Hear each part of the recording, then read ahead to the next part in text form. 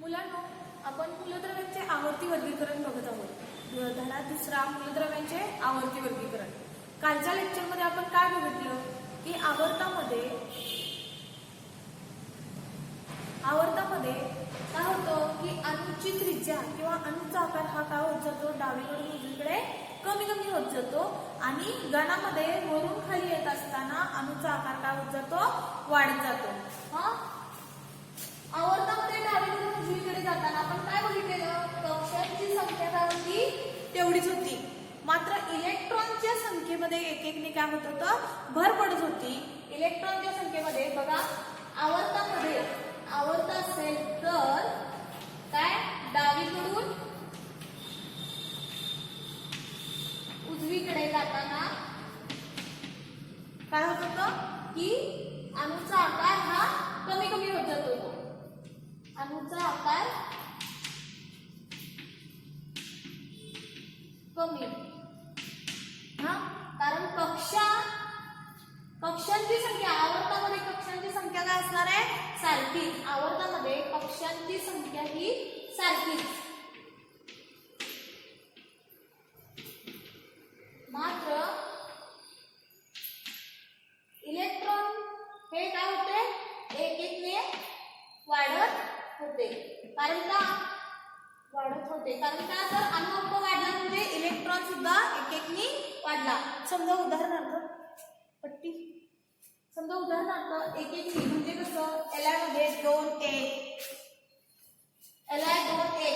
इथं 2 2, मी 2 2, इथं लास्टच्या कक्षेमध्ये एकच इलेक्ट्रॉन होता, त्यानंतर इथं 2 झाला, परत इथे 3 झाला, त्यानंतर 4 5, म्हणजे एक एकने इलेक्ट्रॉन वाढत गेलेले, परंतु कक्षांची संख्या काय असणार आहे, एका आवर्तामध्ये सारखीच असणार आहे. इथं 2, ही एक कक्षा, ही म्हणजे एका सेम आवर्तामध्ये कक्षांची संख्या काय असणार आहे, सारखीच असणार आहे. परंतु इथं ही तिसरे आवर्त आहे. तिसऱ्या आवर्तामध्ये किती कक्षा झाली बघा, 1 2 3, म्हणजे इथं तिसऱ्या आवर्तामध्ये कक्षा किती झाल्या, 3. मात्र इथं इलेक्ट्रॉनची संख्या काय होत गेलेली, एक एकनी वाढत गेलेली आहे. याने सोडियम क्रमांक 11, मग त्यामुळे इलेक्ट्रॉन स्वरूपात 2 8 1, लास्टच्या कक्षेमध्ये 1 इलेक्ट्रॉन. Mg 12 2 8 2, हे काय वरचा अणु अंक, खाली लिहिलेलं आहे इलेक्ट्रॉन स्वरूपण. मग 2 8 2 इथे आहे 2 8 1, एकनी काय झालेलं आहे, इलेक्ट्रॉन वाढलेले. इथं 2 8 2 होतं, तर इथं 2 8 3, म्हणजे इलेक्ट्रॉन हे एक एकने वाढत गेलेले आहेत. इलेक्ट्रॉन वाढले म्हणजे हे इलेक्ट्रॉन जे वाढत गेलेले आहेत इलेक्ट्रॉन ते कुठे बसतात, लास्टच्या कक्षेमध्ये, म्हणजे शेवटच्या कवचामध्ये जमा होतात. मग एक एक इलेक्ट्रॉन वाढत गेला तसं ऋण प्रभार काय होत गेला, वाढतच गेलेला होता. ऋण प्रभार हा वाढला, त्यामुळं केंद्रकावरील काय झाला, धन प्रभार हा वाढत गेला. जसं उदाहरणार्थ एक आपण घेऊया, Na आणि Mg घेऊया. Na 11, पहिल्या कक्षेत 2, मी आता इलेक्ट्रॉन दाखवत नाही काढून, आकडे लिहिते 2 8 आणि 1. आणि Mg मध्ये किती झाले, 12. पहिल्या कक्षेत 2 इलेक्ट्रॉन, पहिल्या कक्षेत 2, दुसऱ्यात 8 आणि तिसऱ्यात 2, म्हणजे इथं 1 इलेक्ट्रॉन होतं तर इथं 2 झाला. म्हणजे इलेक्ट्रॉन हे काय झाले, एक एकने वाढत गेले. मग जसं इलेक्ट्रॉन वाढत जाईल, इलेक्ट्रॉनवरती कुठला प्रभार असतो, ऋण प्रभार. मग त्यामुळे इलेक्ट्रॉन एक एकने वाढत जातील. परत पुन्हा इथं Mg येणार, तर त्याच्या पुढे कुठला आहे, Mg नंतर एल असणार, इथं पुढे एल मध्ये काय येईल, 2 8 3, मग पुन्हा 1 इलेक्ट्रॉन वाढला. इलेक्ट्रॉन वाढल्यानंतर केंद्रकातील काय होतो, धनप्रभार हा वाढत जातो. धनप्रभार वाढत गेल्यामुळे इलेक्ट्रॉन हे अधिकच केंद्रकाकडे खेचले जातात, की ज्यामुळे अणूचा आकार हळूहळू काय होत जाणार आहे, कमी कमी होत जाणार आहे. डावीकडून उजवीकडे जाताना अणूचा आकार हा काय होत जातो, कमी कमी होत जातो. तेच विरुद्ध गणामध्ये काय सांगितलेलं, गणामध्ये वरून खाली जात असताना काय होतं बरं बघा, गणामध्ये वरून खाली जात असताना Hचा अंक आहे 1, कक्षा काय इलेक्ट्रॉन असणार आहेत 1, कक्षा पण एकच असणार आहे. Li 2 1, हे आधी लेक्चरला मी सांगितलेलं आहे सगळं डायग्राम वगैरे काढून अणूंची संरचना दाखवून मी हे सांगितलेलं आहे. उदाहरणार्थ Li 3 इलेक्ट्रॉन स्वरूपात 2 आणि 1, इथं कक्षा झाली 2, इथं कक्षा 1 2 3. हे कशावरून ठरवलं आहे? तुम्हाला इलेक्ट्रॉन स्वरूपात दिसतात ना, जेवढे असे पुढे आहेत म्हणजे ही पहिल्या कक्षेत 2 बसतात, दुसऱ्या कक्षेत 8, तिसऱ्या कक्षेत 1. के बघा बरं, पहिल्या कक्षेत 2, दुसऱ्यात 8, तिसऱ्यात 8 आणि चौथ्यात 1. म्हणजे कक्षांनी हळूहळू काय होत गेले, वाढत गेले. इथं एकच इलेक्ट्रॉन आहे, पहिल्याच कक्षेत बसले, इथं कक्षा असणार आहे एकच, इथं कक्षा आले 2, इथं कक्षा 1 2 3, इथं 1 2 3 4. म्हणजे कक्षांची संख्या वरून खाली येत असताना वाढत जाते. गणामध्ये वरून खाली येत असताना कक्षांची संख्या वाढली, कक्षांची संख्या वाढली म्हणजे बघा आता उदाहरणार्थ गण पहिला H मध्ये काय असणार आहे, एकच इलेक्ट्रॉन. त्यानंतर Li मध्ये काय आहे, तिथे बघा 3 इलेक्ट्रॉन, म्हणजे पहिल्यात 2 आणि दुसऱ्यात 1. त्यानंतर Li नंतर काय आहे, Na जरा इकडे काढते. Na बघा पहिल्यात 2, दुसऱ्यात 8 आणि तिसऱ्यात किती असणार आहे, 1. मग बघा पहिल्या गणामध्ये पहिल्या गणामध्ये पहिला जो आहे तो हायड्रोजन, तिथे एकच कक्षा आहे. Li मध्ये 2 कक्षा आहेत, Na मध्ये 3 कक्षा आहेत, 1 2 3. मग काय झालं, केंद्रकापासून कक्षेचं अंतर हे काय होत गेलं, वाढत गेलं. केंद्रकापासून कक्षातील अंतर, कक्षा आणि केंद्र यांच्यातील अंतर हे वाढत गेलं. हा केंद्र आणि इथून कुठली कक्षा, लास्टची शेवटची कक्षा असणार आहे ते. बघा पुन्हा एकदा सांगते, अणूचा आकार म्हणजे, अणूचा आकार हा कशावरून ठरवतात, तर अणूच्या त्रिज्येवरून. आणि अणूची त्रिज्या म्हणजे कुठली असणार आहे, त्याचा केंद्र ते त्याची बाह्यतम जी कक्षा असणार आहे त्या बाह्यतम कक्षामधील अंतर. आता हे 2 कक्षा झाली म्हटल्यावर दुसरी कक्षा आणि केंद्र या दोघांमधील अंतर म्हणजे अणूची त्रिज्या. तिथे आता तर इथं 3 कक्षा आहेत, 1 2 3 म्हटल्यावर कुठपर्यंत अंतर घेणार, केंद्रकापासून ह्या शेवटच्या कक्षेपर्यंत अंतर. मग तिथून ही त्रिज्या वाढली, इथं 2च कक्षा होती, त्रिज्या कमी, एकच कक्षा होती, त्रिज्या आणखी कमी. मग जसं तुम्ही पुढे जाल, हे ऍक्च्युली इकडे खाली असायला पाहिजे होतं, जसं तुम्ही घरातून वरून खाली जाल तसं कक्षांच्या संख्येत वाढ होत जाते. त्यामुळे कक्षांची संख्या वाढ होत गेल्यानंतर अणूचा केंद्र व बाह्यतम कक्षा यामधील अंतर वाढलं, म्हणून अणूची त्रिज्या वाढली, म्हणून अणूचा आकार वाढत गेला. गणामध्ये बघा आवर्तामध्ये डावीकडून उजवीकडे जाताना अणूचा आकार कमी होत जातो. तेच उलट आहे, आवर्ताच्या ऐवजी काय असणार आहे, गणामध्ये डावीकडून उजवीकडे लिहायच्या ऐवजी काय लिहायचं, वरून खाली येताना अणूचा आकार काय होणार आहे, कमीच्या ऐवजी काय असणार आहे, जास्त असणार आहे. किंवा गणामध्ये वरून खाली जात असताना अणूचा आकार काय होत जातो, वाढत जातो. तर आता हे मी पुन्हा का लिहिलेलं आहे, तर ह्याच्यावरून आता काय बघायचं आहे आपल्याला, धातू आणि अधातू गुण. म्हणजे धातू गुण वाढत जातात का अधातू गुण वाढत जातात, धातू गुण कमी होतात का अधातू गुण कमी होतात, हे सगळं आता आपल्याला बघायचं आहे. तर त्यासाठी एक वाक्य सांगते की आवर्तामध्ये डावीकडून उजवीकडे जात असताना, आवर्त म्हणजे हे जे आडव्या ओळी आहेत त्या आवर्तामध्ये डावीकडून उजवीकडे जात असताना धातू गुण हे कमी कमी होत जातात. धातू गुण काय होतात, कमी कमी होत जातात. मग आता कसं काय आहे, तर ते आपण बघूया.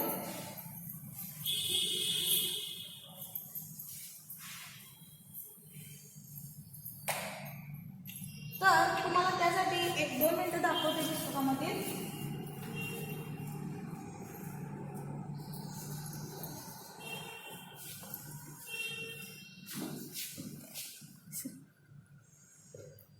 बघा पुस्तकात आहे, पेज नंबर 26 वरती आहे बघा.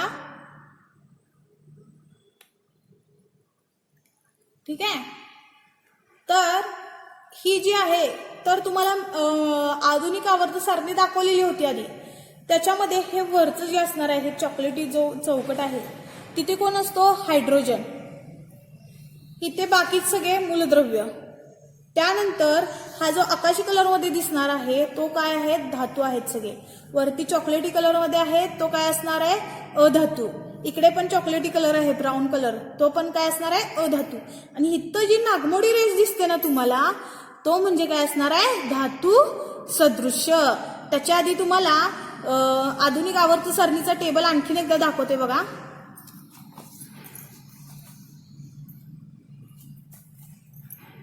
तर हाच टेबल होता ना, हा एवढा हा जो दिसतो ना, हा आधी सगळा समजावून सांगितलेला आहे. हा मी टेबल हा कशा प्रकारे आलेले आहेत, एफ खंड, एस खंड, डी खंड, हे सगळं सांगितलेलं होतं आधी तुम्हाला. हा तर त्यानुसार हा इथं मग अशी सांगितलं बघा, चॉकलेटी कलरचा तो म्हणजे हायड्रोजन. हा त्यानंतर इथं तुम्हाला आकाशी कलरमध्ये दाखवलेला, आता मगाचा जो तक्ता दाखवलेला त्याच्यामध्ये इथं सगळे हे आकाशी कलरमध्ये होते. इथे एक नागमोडी रेष दाखवलेली होती आणि इकडे सगळे परत ब्राऊन चॉकलेटी कलरमध्ये होतं, हो की नाही. फक्त हेच आहे तिथे आता मगाशी दाखवलेलं, फक्त इथं जी नावं अणु अंक वगैरे लिहिलेले आहेत ना ते नाही आहेत, फक्त चौकट केलेली आहे. तर तुम्हाला वाटल्यास इथं दाखवते, हा हायड्रोजन. हे इथून जे हे सगळे असणार आहेत ना, हे एवढे पिंक कलरमध्ये आहे, येलो कलरमध्ये आहेत, हे सगळे जे आहेत ते काय असणार आहेत, धातू. आणि एच आणि इकडे हा नागमोडीची रेष आहे, इथं आकाशी कलरमध्ये दिसत आहे, हे सोडून इकडचे जे आहेत ना हे सगळे ते काय असणार आहेत, अधातू. आणि ही जी नागमोडी रेष दिसते त्याच्या किनाऱ्यालगतचे जे आहेत, नागमोडी रेषाच्या किनाऱ्यालगतचे जे आहेत बघा, तुम्हाला पुन्हा एकदा दाखवते की ते असणार आहेत धातू सदृश्य. काय असणार आहेत, धातू सदृश्य. उदाहरणासाठी नागमोडी रेष म्हणजे ही, हा SI, हा AS, TE, GE, SB, हे सगळे आहेत ते धातू सदृश्य आहेत. काय आहेत, हे धातू सदृश्य आहेत.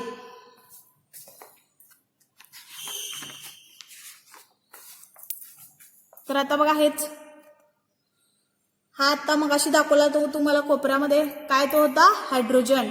आणि हे इथे बाकीचे सगळे इथं मूलद्रव्य होते, फक्त इथं नावं लिहिलेली नाही आहेत, फक्त तुम्हाला कळण्यासाठी इथं कलरने दाखवलेला आहे. हा जो आकाशी कलरचा म्हणजे इथं जो असणार आहे ते सगळे आधुनिक आवर्त सारणीमध्ये ते सगळे असणार आहेत धातू. हे किनाऱ्यालगतचे जे मूलद्रव्य असतील ह्या चौकटीमध्ये जे असतील ब्राऊन कलरचे दाखवलेले आहेत ते सगळे काय असणार आहेत, धातू सदृश्य. आणि इथं जे असणार आहे, तिथं एक आणि इथं एक, तो काय असणार आहे, अधातू असणार आहे. ठीक आहे. आता हे धातू आणि अधातू हे कसं ठरवायचं किंवा धातू सदृश्य कसं ठरवायचं तर ते आपण बघूयात.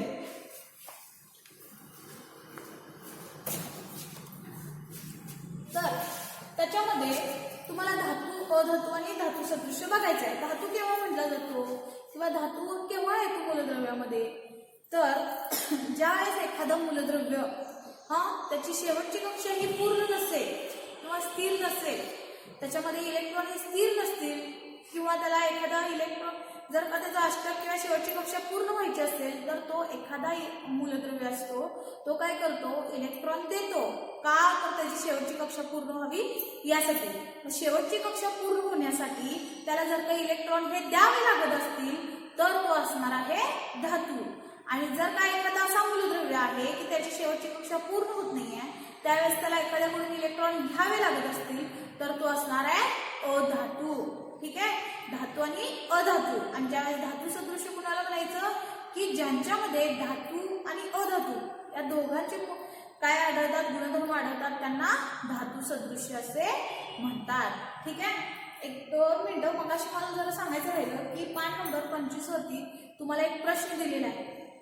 ठीक आहे, अणूचा आकार किंवा अणूची त्रिज्या होती ना आता शिकवलेले 2 मिनिटांच्या आधी, तर त्यावेळेस अणूचा आकार आणि अणूची त्रिज्या हे जे सांगितलेलं होतं त्यासाठी एक मध्ये एका परीक्षेला सुद्धा आलेलं, त्याच्यावरच मी आता एक प्रश्न देणार आहे किंवा पुस्तकात आहे त्याच्यावरून सांगणार आहे की तुम्ही अणूची त्रिज्या किंवा अणूचा आकार ह्या कसं काय ठरवू शकतो की कुठल्या मूलद्रव्याचा आकार हा मोठा असेल, अणूचा आकार हा मोठा असेल किंवा लहान असेल, हे कसं ठरवायचं तर त्याच्या अणूच्या त्रिज्येवरून तुम्ही ठरवू शकता. तर आपण बघूया, इथे एक उदाहरण दिलेलं आहे त्यांनी. तर बघा काय दिलेलं आहे,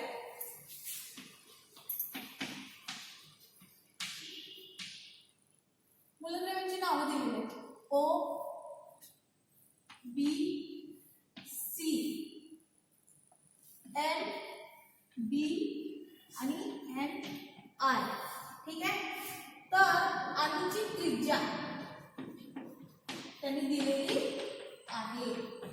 अणूची त्रिज्या दिलेली आहे.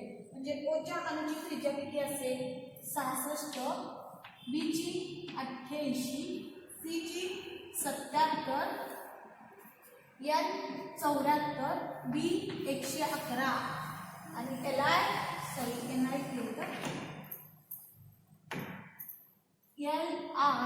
152. ठीक आहे. तर आता बघा ही मूलद्रव्यांची नावं दिलेली आहेत O B C N B L I. तर याच्यामध्ये O हा किती आहे 66, अणूची त्रिज्या किती दाखवलेली आहे 66. त्यानंतर B 88, C 77, N 74, B 111, LI 152. एक मिनिट, बी तर 2 वेळा झालेला आहे. पुस्तकातच काहीतरी मिस्टेक आहे. 1-2 मिनिटं बघते. तर मुलांनो तिथं बी नव्हतं. एक पुस्तकामध्ये असेल, पुस्तकात बी लिहिलेलं आहे, बी नाहीये तिथं, तर बीई आहे. बी बेरिलियम आहे तो, आणि बी म्हणजे इथं हा बोरॉन आहे. आणि त्यानंतर इथं काय दिलेलं आहे अणूची त्रिज्या दिलेली आहे. मूलद्रव्य दिलेले आहेत वरती आणि इथं अणूची त्रिज्या दिली आहे. आणि अणूची त्रिज्या, आता त्रिज्या आहे म्हटल्यावर त्याला काहीतरी एकक असणार आहे. त्रिज्येचं एकक आपण शक्यतो पुस्तकामध्ये, गणिताच्या पुस्तकामध्ये तुम्हाला वर्तुळाची त्रिज्या अशी असेल इतकी, म्हणजे त्याचं काहीतरी तुम्हाला एकक दिलेलं असतं. तो कोणता एकक असतो तर सेंटीमीटर असतो. परंतु अणू हा सेंटीमीटरमध्ये आता असेल का, कारण अणू हा काय असतो अतिशय लहानात लहान कण असतो. एखाद्या पदार्थाचा अतिशय लहानात लहान कण म्हणजे तो काय असणार आहे अणू. मग अणू हा खूप लहान असतो, सूक्ष्म असतो. त्यामुळे अणूची त्रिज्या एकक असणार आहे ते पिकोमीटर. काय असणार आहे पिकोमीटर, म्हणजे PM. म्हणजे काय म्हणाला आता तुम्ही, तर मोठा अंतर, आता समजा आपण ह्या गावाला जायचं आहे तर आपण काय म्हणतो किलोमीटर म्हणतो, होय की नाही. एवढे किलोमीटर ते अंतर आहे. तुम्ही त्या म्हणजे एखाद्या गावाचं उदाहरणार्थ घेतलं तर एवढं हे गाव 5 किलोमीटर अंतरावर आहे, 10 किलोमीटर अंतरावर आहे. तर ते सर्वात मोठं म्हणजे आपल्यासाठी तर किलोमीटर हे जास्त अंतर आहे. त्यानंतर कुठलं असणार आहे मीटर. त्यानंतर खालचं आपण कुठलं एकक वापरू शकतो मीटर, नंतर काय तर सेंटीमीटर. त्यानंतर त्याच्यापेक्षा लहान कुठलं एकक आहे सेंटीमीटर नंतर आपण कुठलं वापरतो मिलीमीटर. त्याच्यापेक्षा लहान कुठलं असणार आहे एकक मिलीमीटर नंतर मायक्रोमीटर. त्यानंतर ना आता मायक्रोमीटर नंतर जो येणार आहे नॅनोमीटर, आणि नॅनोमीटर नंतर जो लहान असणार आहे तो पिकोमीटर. म्हणजे बघा एवढं खाली गेलं. म्हणजे जसं उदाहरणार्थ आणखीन एक सांगते, आपण एखादं काहीतरी वजन करायचं असेल तर किती, हा बाबा तुम्ही दुकानात गेला साखर 1 किलो द्या म्हटला, त्यावेळेस एकक काय वापरला 1 किलो किंवा 5 किलो. किलो हे तुम्ही काय वापरला एकक.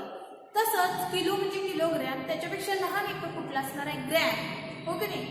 तसंच आहे इथं की मीटर, त्यानंतर सेंटीमीटर, नंतर मिलीमीटर, मग नॅनोमीटर, मग एक तो म्हणजे काय पिकोमीटर. काय आहे तो पिकोमीटर.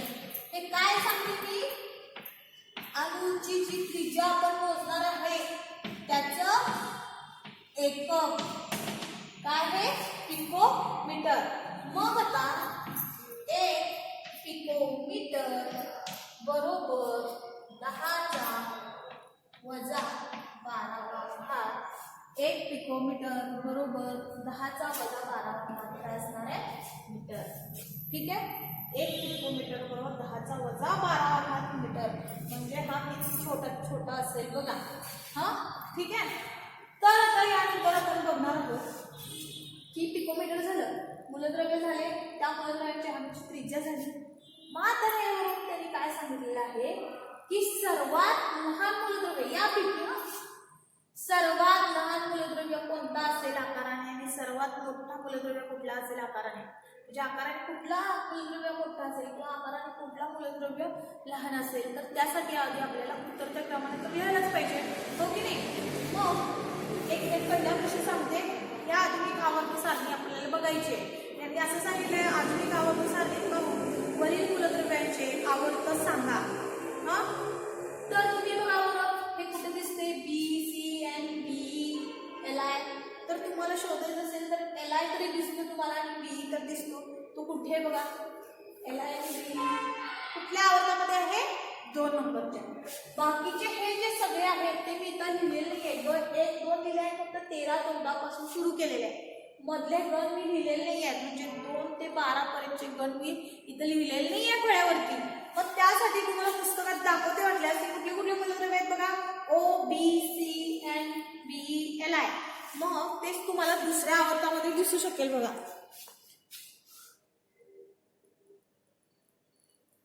बघा, हा पहिला आवर्त, हा त्यानंतर हा दुसरा आवर्त. पहिल्या आवर्तामध्ये बघा हा पहिल्या आवर्तामध्ये H आणि बरोबर आडं जायचं H. दुसरा आवर्त हा आडवा, हा दिसतोय ना. हा तर त्याच्यामध्ये आहेत का बघा. LI आहे, LI, B पण आहे, C पण आहे, NO. हे सगळे आपल्याला आता इथं बोर्डवरती दाखवलेले आहेत. हा B पण आहे, B पण आहे, C आहे, N आहे, O आहेत. हे सगळे जे मूलद्रव्य आहेत ते सगळे काय आहेत, दुसऱ्या आवर्तामधील मूलद्रव्य आहेत. मग त्यांनी पहिला प्रश्न काय विचारलेला की हे जी सारणी आहे ती बघून सांगा की हे जे मूलद्रव्य दिसत आहेत तुम्हाला, तर त्या मूलद्रव्याचे आवर्त कुठले, तर दुसरे आवर्त. त्यानंतर वरील मूलद्रव्य अणुत्रिज्येच्या उतरत्या क्रमाने मांडा. आता हे उतरता क्रम तर तुम्हाला पहिली दुसरीला झालेला असेल, तुम्हाला सगळ्यांना माहिती आहे. पुन्हा एकदा सांगते, अणूची त्रिज्या ही कशामध्ये व्यक्त करतात, पिकोमीटरमध्ये. आणि पिकोमीटर म्हणजे काय, म्हणजे तो पिकोमीटर मीटरद्वारे व्यक्त केला तर तो काय असणार आहे, 1 पिकोमीटर म्हणजे 10⁻12 मीटर. जसं 1 किलो म्हणजे 1000 ग्रॅम असतं का नाही. 1000 म्हणजे किती आलं, 10⁻³ घात. मग अशा प्रकारे तसंच 10⁻³ घात होतं ना, तसंच फक्त इथं मायनसमध्ये, कारण तो काय असणार आहे, खूप लहान आहे ना.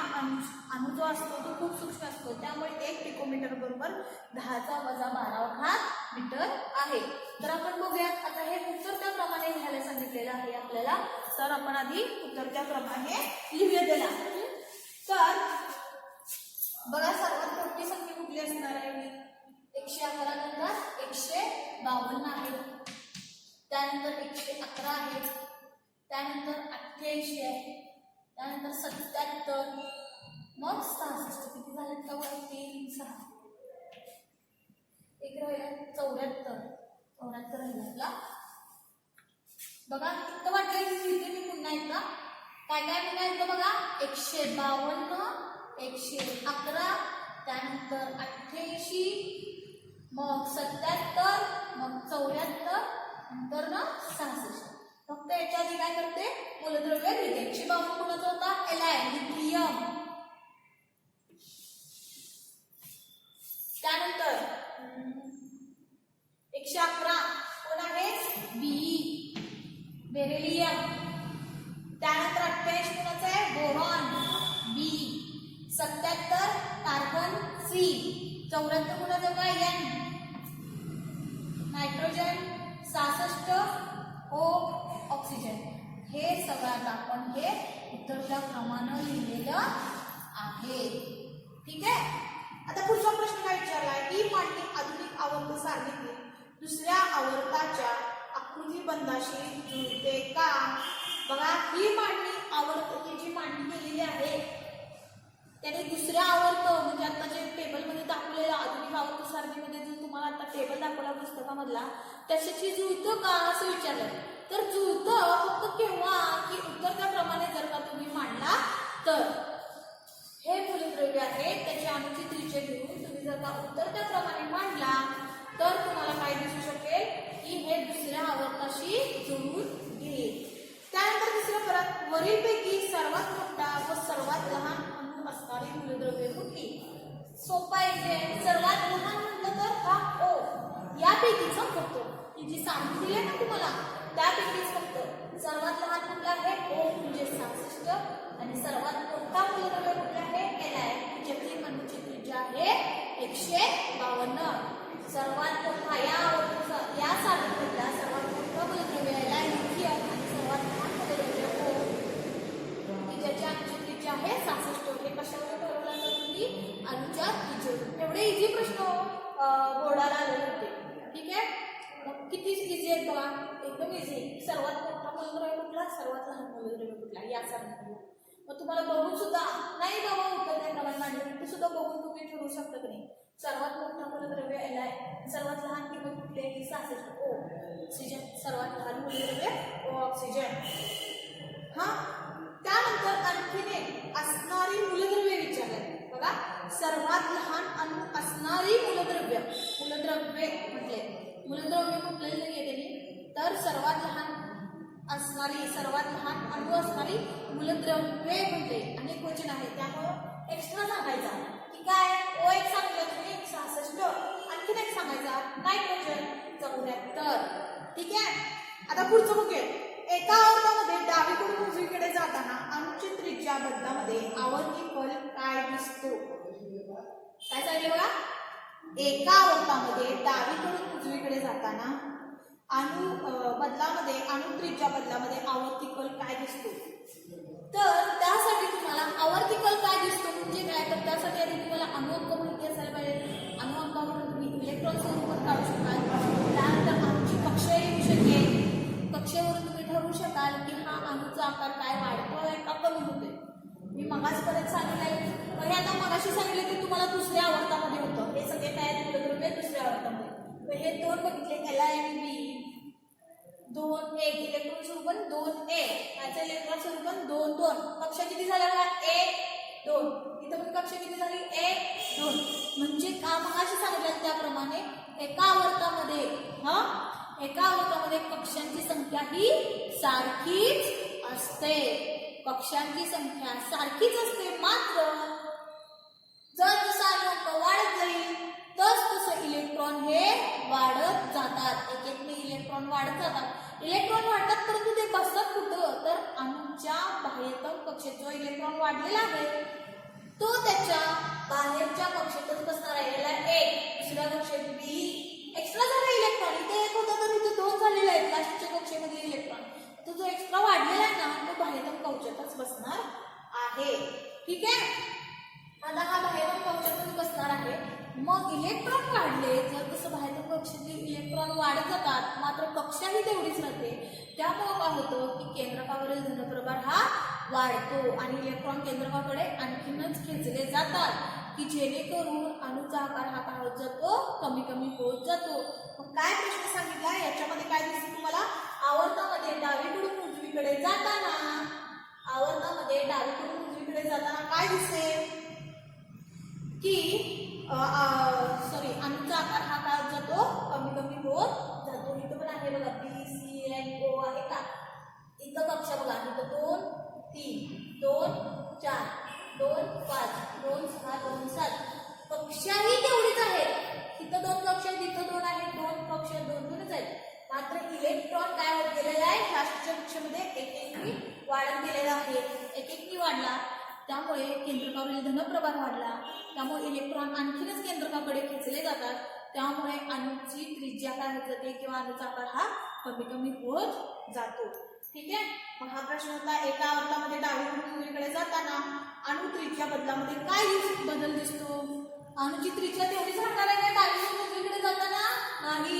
तर आवर्तामध्ये डावीकडून उजवीकडे जाताना अणूची त्रिज्या कमी कमी होत जाते. त्रिज्या कमी झाली म्हणून अणूचा आकार सुद्धा कमी होतो.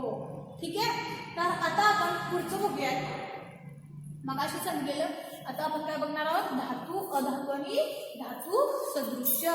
ठीक आहे. डाव्या साईडला असणार आहे धातू. आवर्त सारणीच्या ही जी आवर्त सारणी दिसते तुम्हाला, इथले मधले गण लिहिलेले आहेत मी 1 ते 12, तर ते सुद्धा असणार आहे त्याच्यामध्ये. आवर्त सारणीमध्ये, आधुनिक आवर्त सारणीमध्ये डाव्या साईडचे असतात ते काय असणार आहेत, धातू. आणि तिथून पुढे काय होत जातं, धातू गुण हे कमी होत जातात. आणखीन काय होतं, धातू गुण कमी होत जाऊन अधातू गुण हे वाढत जातात. ते कसं काय आता आपण पाहणार आहोत.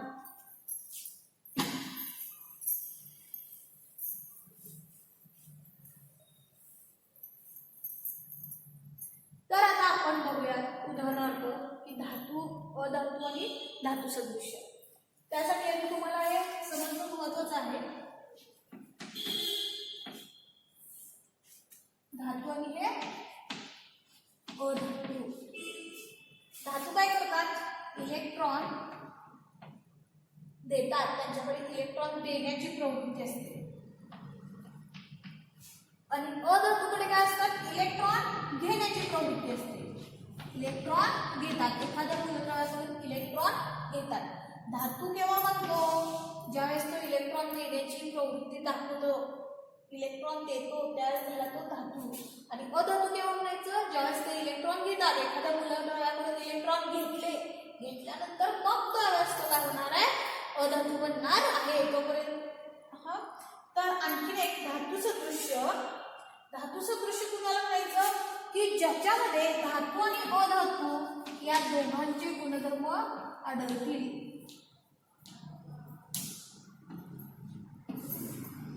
धातू आणि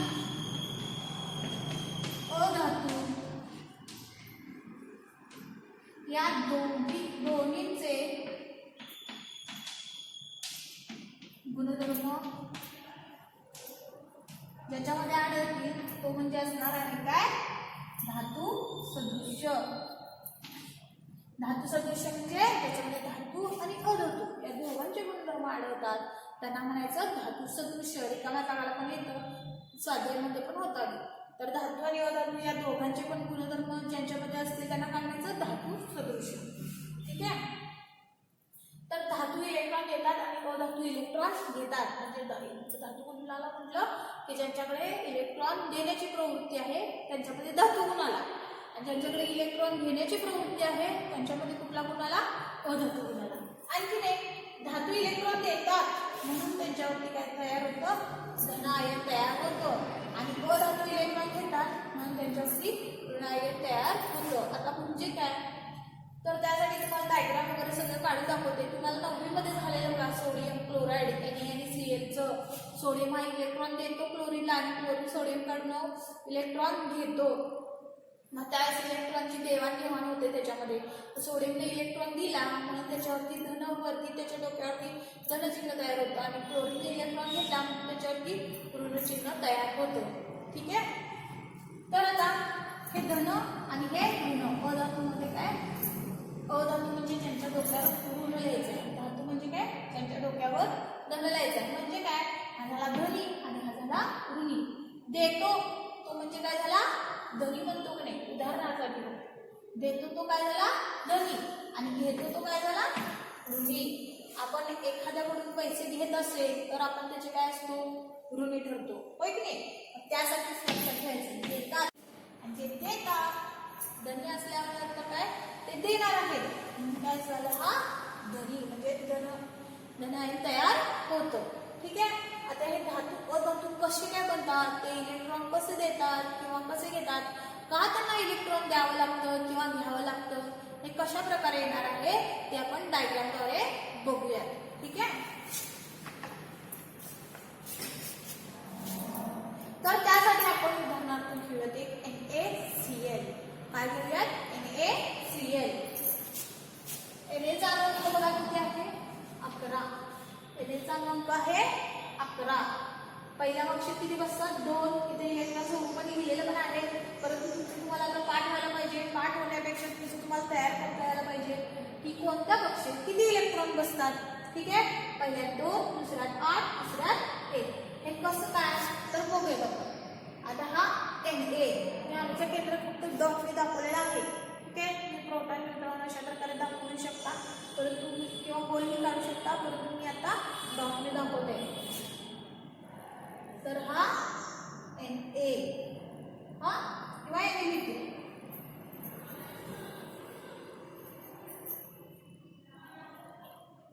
अंक आहे 11.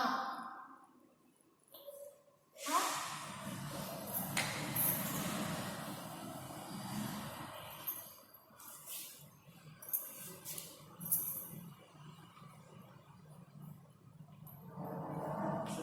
केंद्र नाही दिसत तर आज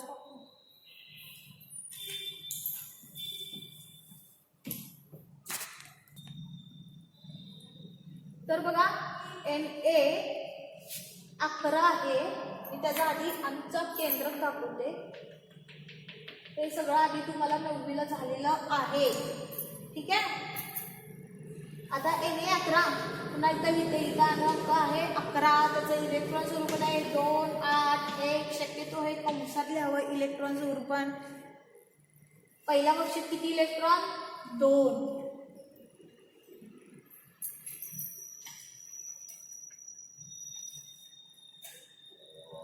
दुसऱ्या कक्षेत 8.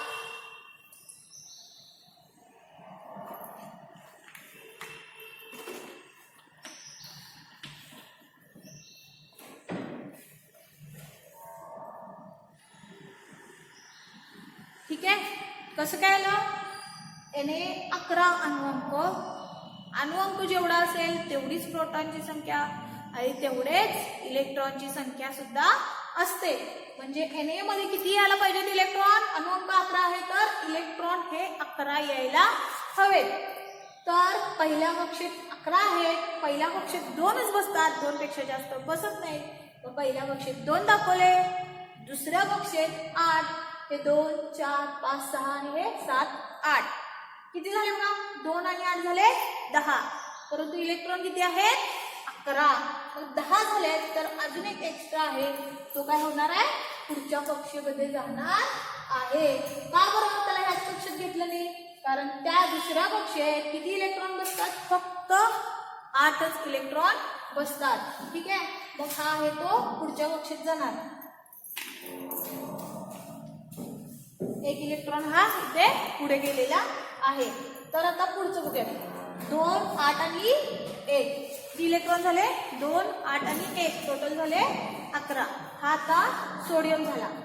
तर ह्याची शेवटची कक्षा जी आहे तिथं अष्टक स्थिर आहे का? नाही. अष्टक स्थिर म्हणजे काय? ह्या लास्टच्या कक्षेत, ह्या शेवटच्या कक्षेत किती असावे लागतात इलेक्ट्रॉन? 8 इलेक्ट्रॉन असावे लागतात. परंतु आहेत का 8 इलेक्ट्रॉन? नाही आहे. 8 इलेक्ट्रॉन नाही आहे तर काय करावं लागेल? तर एक तर त्याला कोणाला तरी इलेक्ट्रॉन द्यावे लागतील किंवा इलेक्ट्रॉन घ्यावे लागतील. कसं काय? तर ह्याच्यामध्ये 8 यायला पाहिजे. असं काहीतरी घडायला पाहिजे की त्याची शेवटची कक्षा ही पूर्ण व्हायला पाहिजे, अष्टक पूर्ण व्हायला पाहिजे. म्हणजे शेवटच्या कक्षेत 8 इलेक्ट्रॉन यावे लागतील, असं काहीतरी करायला पाहिजे. मग आता हा इथं 1 आहे, मग 8 पूर्ण होण्यासाठी त्याला काय करावं लागेल? दुसऱ्या कोणाकडून तरी 7 घ्यावे लागतील. परंतु तो दुसऱ्या कोणाकडून तरी 7 घेण्यापेक्षा काय करतो? स्वतःचाच 1 इलेक्ट्रॉन काय करतो? दुसऱ्या कोणाला तरी देतो. दुसरा म्हणजे इथे एक Cl येणार आहे. त्यासाठी आधी आपण Cl चं काढून बघूयात म्हणजे तुम्हाला समजेल. Cl अणुअंक किती आहे? 17. तिथं पण नाही, तिथे C आहे. तिथे आहे बघा Cl. 2, 8, 7. Cl 17. त्याचा अणुअंक लिहिलेला आहे 17. तर हा झाला अणूचा केंद्र.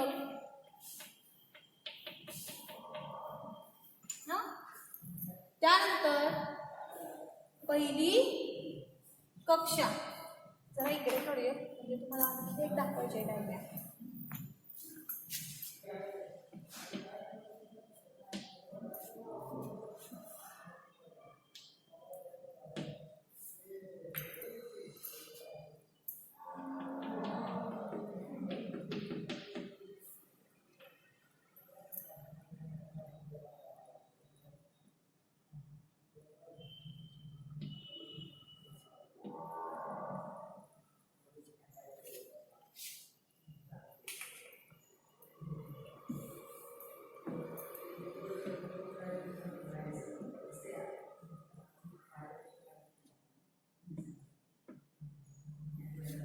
ठीक आहे.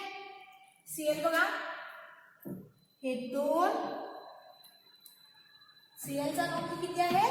17. त्याचे इलेक्ट्रॉन स्वरूपण पहिल्या कक्षेत किती बसतात? फक्त 2च इलेक्ट्रॉन बसतात.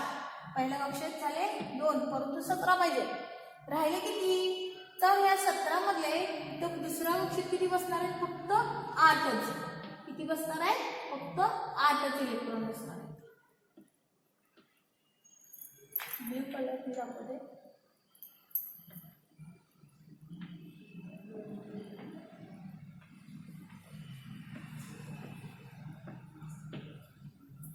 दोन आणि 8 झाले किती? 10. परंतु किती पाहिजेत? 17. जेवढा अणुअंक असेल तेवढीच इलेक्ट्रॉनची संख्या. ठीक आहे. मग आता पहिल्या कक्षेत 2 झाले, दुसऱ्या कक्षेत 8 झाले, तर राहिले किती? 2 आणि 8 झाले 10. पहिल्या कक्षेत 2, दुसऱ्या कक्षेत 8, राहिले किती? 7. ते आता जाणार आहे पुढच्या कक्षेत. हे 2, हे 4, हे 5, 6 आणि हे 7. ठीक आहे. याच्या शेवटच्या कक्षेत किती होते? Na सोडियमच्या 1 आणि Clच्या शेवटच्या कक्षेत किती आहेत? 7. हो की नाही? आता बघा, ह्याच्यात आहे शेवटच्या कक्षेत 7, ह्याच्यामध्ये आहे 1. दोघांचं ही शेवटची कक्षा पूर्ण नाहीये, अपूर्ण आहे. त्यांचा अष्टक स्थिर नाही. अष्टक स्थिर होण्यासाठी एक तर त्यांना काही इलेक्ट्रॉन द्यावे लागतील किंवा काही इलेक्ट्रॉन घ्यावे लागतील.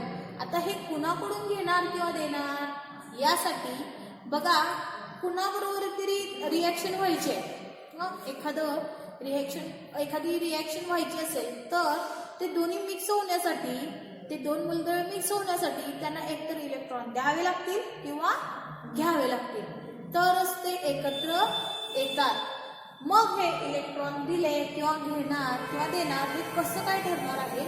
तर त्यांच्या शेवटच्या कक्षेतील त्या संयोजी इलेक्ट्रॉनवरून. तुम्हाला आधी सांगितलेलं होतं संयोजी इलेक्ट्रॉन म्हणजे काय?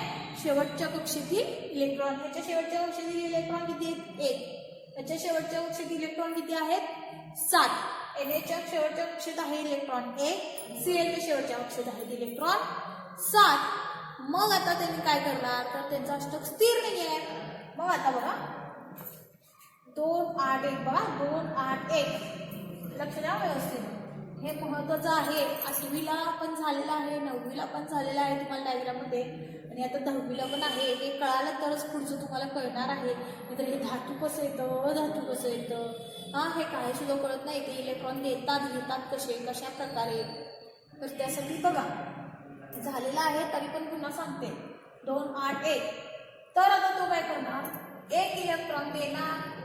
बघा, 1 इलेक्ट्रॉन काय करणार? तो देणार कुणाला? Clला. आणि Cl काय करणार? Na कडून 1 इलेक्ट्रॉन घेणार. मी तो पांढऱ्या करून दाखवते. घेतलेलं नाही अजून, घेणार म्हटलं मी. तो इलेक्ट्रॉन काय करणार? घेणार. अजून घेतलेला नाहीये, तो इलेक्ट्रॉन घेणार. घेतल्यानंतर कसं आहे डायग्राम ते दाखवते नंतर. मग Na काय करणार? Clला 1 इलेक्ट्रॉन देणार आणि Cl काय करणार? Na कडून 1 इलेक्ट्रॉन काय करणार? घेणार. इलेक्ट्रॉनच्या ऐवजी थोड्या मिनिटासाठी मी काय करते? इलेक्ट्रॉनच्या ऐवजी रुपये हा शब्द घेते. काय करते? रुपये हा शब्द घेते. तर त्यासाठी बघा, अष्टक जर का स्थिर नसेल, अष्टक म्हणजे काय? 8 इलेक्ट्रॉन नसतील तर त्यांना इलेक्ट्रॉन द्यावे लागतात किंवा घ्यावे लागतात. ह्याच्यात 8 आहेत का शेवटच्या कक्षेत इलेक्ट्रॉन? नाही आहे. मग हा 1 इलेक्ट्रॉन देणार. आता काय 1च का देणार? बाकी 2 का देणार नाही? कारण 2 नाहीच आहेत ना ह्याच्या पुढच्या कक्षेत. 2 नाही देणार, 3 नाही देणार, कारण त्याच्याकडे जेवढे आहेत तेवढेच तो देणार. आपल्या मित्राने एखाद्या वेळेस मागितले काही रुपये देणे, तर आपल्याकडे जेवढे आहे तेवढेच देणार ना आपण. तशा प्रकारे हा Cl काय करतो? Clचं पण अष्टक पूर्ण नाही आहे, Naचं पण अष्टक पूर्ण नाही आहे. तर हा Na काय करतो? इलेक्ट्रॉन देतो 1. ठीक आहे. किंवा तो घेऊ पण शकला असता. Na काय घेऊ का शकला असता? इथं 8 व्हायचं असेल तर दुसऱ्याकडून घेतलं तर त्याला काय करावं लागलं असतं? 7 इलेक्ट्रॉन घ्यावे लागले असते. परंतु इलेक्ट्रॉनच्या ऐवजी मी काय शब्द घेतो म्हटलं मी? रुपये. स्वतःचे 1 रुपये देण्यापेक्षा स्वतः तो काय करतो? 1 रुपये देतो. दुसऱ्याकडून 7 रुपये घेण्यापेक्षा दुसऱ्यांचे कधीही मी 7 रुपये घेत बसू, त्यासाठी काय करतो? तो स्वतःच 1 रुपये देतो. तशा प्रकारे दुसऱ्यांकडून 7 इलेक्ट्रॉन घेतले असते, तो 7 आणि हा 1 इलेक्ट्रॉन झाला असता. 7 आणि 1 8 झाले असते, त्याचं अष्टक पूर्ण झालं असतं. परंतु Na तसं करत नाही. इझी कुठलं झालं बघा, तर तो 1 आणि तसं होऊ पण शकत नाही, कारण हे अणूचं जे बॉन्डिंग आहे, इलेक्ट्रॉन खेचण्याचं म्हणजे अणूच्या केंद्रकाकडे वगैरे आकर्षित होण्याचं, ह्यासाठी सगळं अवलंबून आहे. तर बघा, इलेक्ट्रॉन हा काय करतो? 1 इलेक्ट्रॉन देतो. दुसऱ्याकडून 7 इलेक्ट्रॉन घेण्यापेक्षा 7च का घ्यावे लागतात? अष्टक स्थिर व्हायला हवं, शेवटची कक्षा पूर्ण व्हायला हवी.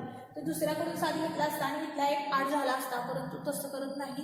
दुसऱ्याकडून 7 रुपये घेण्यापेक्षा स्वतःचेच 1 रुपये तो काय करतो देतो. म्हणजे दुसऱ्याकडून 7 इलेक्ट्रॉन घ्यायच्या ऐवजी तो काय करतो स्वतःचाच 1 इलेक्ट्रॉन देतो. पण तो एकच इलेक्ट्रॉन का देतो तर बघा, 1 इलेक्ट्रॉन दिला ही शेवटची कक्षा राहील का बरं? इलेक्ट्रॉनच नाहीये तर ती कक्षा असणार आहे का? ह्या कक्षेमध्ये इलेक्ट्रॉनच नाहीये तर ती कक्षा असणार आहे का? नाही. समजा एखाद्या शाळेमध्ये तिथे 4 तुकडे आहेत, अ ब क ड. ऍडमिशन ज्यावेळेस समजा अ वर्ग भरला, ब वर्ग भरला, क वर्ग भरला. ड वर्गामध्ये, हिंदीमध्ये वर्गाला काय म्हणतात? कक्षा म्हणतात, तुम्हाला माहितीच असेल. ड या कक्षेमध्ये विद्यार्थीच नसतील तर ड ही कक्षा असणार आहे का त्यावेळेस? त्या वर्षी नाही. म्हणजे त्या कक्षेमध्ये मुलंच नाही आहे तर ती कक्षा ही मांडली जाईल का? तोपर्यंत नाही. तसंच आहे, या कक्षेमध्ये इलेक्ट्रॉन नाही आहे तर काय होणार? इलेक्ट्रॉन नसतील तर ती कक्षा असणारच नाही. म्हणजे याने इलेक्ट्रॉन दिला, इलेक्ट्रॉन काय केला? दिला. तर त्यानंतर इलेक्ट्रॉन दिला, देतो तो काय झाला? धनी. म्हणून ह्याच्यावरती नंतर काय येणार आहे? प्लस चिन्ह येणार आहे. डोक्यावरती काय येणार आहे? धन चिन्ह येणार आहे. ठीक आहे. तर बघा आता त्याच्यानंतर, आता दिल्यानंतर काय होतं ते आपण बघूयात. आणि सीएल काय करणार म्हणून सांगितलेलं? 1 इलेक्ट्रॉन घेणार. सीएल काय करणार? 1 इलेक्ट्रॉन घेणार. आता तो एकच इलेक्ट्रॉन का घेतो तर ते बघा, याच्यामध्ये सुद्धा अष्टक आहे नसतील? नाही आहे. शेवटची कक्षा पूर्ण नाही. बघा किती आहेत? 2, 4, 5, 6 आणि 7. शेवटच्या कक्षेत 7 आहे. अष्टक स्थिर नाही म्हणून तो काय करतो? यानेकडून 1 इलेक्ट्रॉन घेतो. मगाशी घेतला ना, मग इथं मी पांढरा करून दाखवतो. आता झालं का बघा अष्टक स्थिर? हे 2, हे 4, 5, 6 आणि 7, 8 अष्टक स्थिर झालं की नाही? आम्ही इथं मुद्दाम बातमी केलेला आहे, बातमी घेणार आहे, अजून घेतलेली नाही आहे. ज्यावेळेस घेतो त्यावेळेस कसं येतं बघा, Na.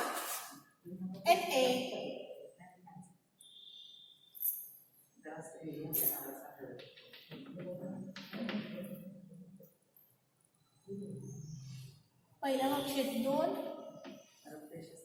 दुसऱ्या कक्षेत 8,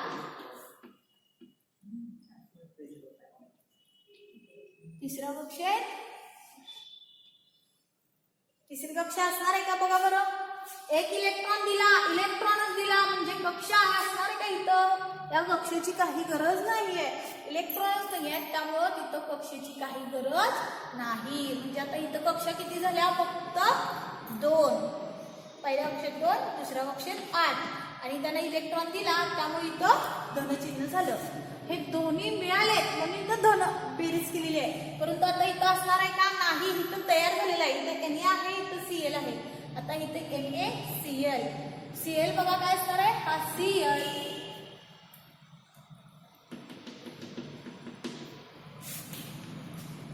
बघा पहिला कक्षेत 2,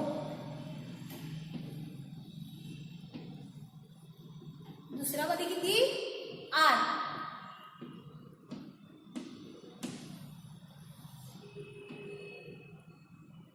आणि तिसऱ्या मध्ये बघा किती? हे मगाशी झाले ना, त्यांना इलेक्ट्रॉन घेतला म्हणून किती येणार आहे?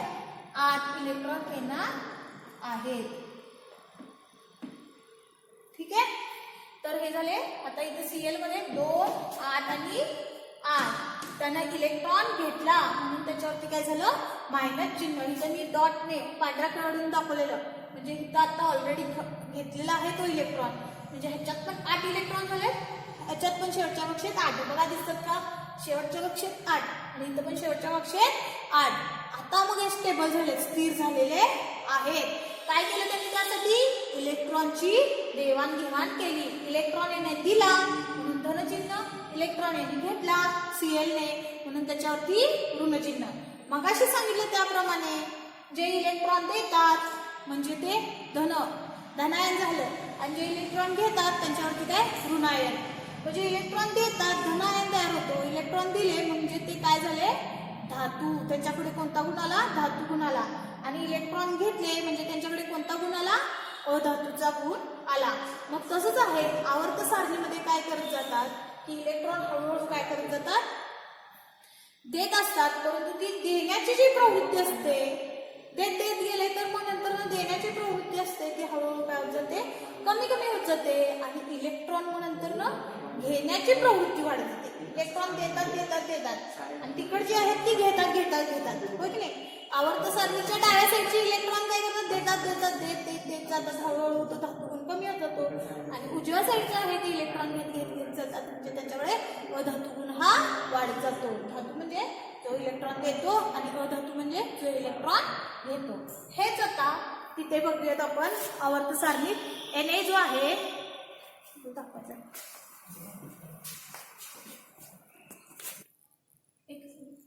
Na जो आहे आवर्त सारणीच्या काय डाव्या साईडला आणि Cl जो आहे तो आवर्त सारणीच्या उजव्या साईडला. म्हणजे हे धातू काय करतात, इलेक्ट्रॉन देतात. इथं अणुअंक आहे 12, शेवटच्या कक्षेत आहेत 2. ते काय करणार, 2 इलेक्ट्रॉन देणार. इथं काय करणार, 3 इलेक्ट्रॉन देणार का अष्टक स्थिर होण्यासाठी. बघा 2 इलेक्ट्रॉन दिले तर लास्टच्या कक्षेत 8 राहतात का, यांना 3 इलेक्ट्रॉन दिले तर लास्टच्या कक्षेत 8 राहतात. मग अशा प्रकारे हे इलेक्ट्रॉन देतात. नंतर इकडे देऊन नंतर इथे काय झालं, हा SI शेवटच्या कक्षेत किती आहे 4. हा देऊ पण शकतो आणि घेऊ पण शकतो. दिला तर 8 होणार आहे आणि घेतला तरी चालू शकतो. आणखी 4 घेतली तरी द्यावे लागणार सुद्धा 4 आणि घेतला तरी सुद्धा 4 असं होणार. त्यामुळे इथं हे 4 देऊ पण शकतो किंवा घेऊ पण शकतो. म्हणजे धातू अधातू दोन्हीचे गुणधर्म आले, त्यामुळे तो काय झाला धातू सदृश्य. आणि इकडे मग अधातू हे वाढत जातात.